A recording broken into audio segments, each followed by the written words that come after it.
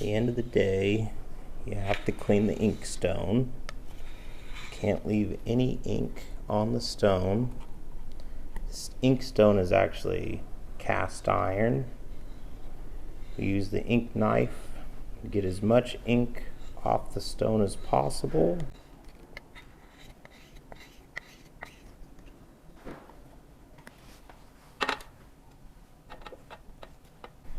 We use 1K kerosene as a solvent.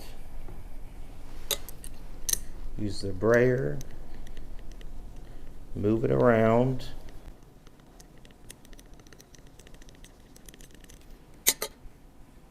And we take a shop rag.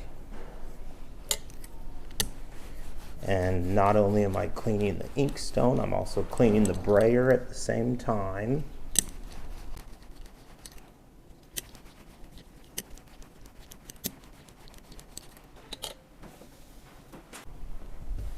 Take another rag.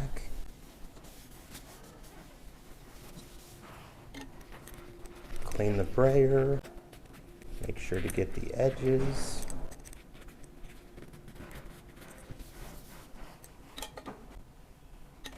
Take a clean towel.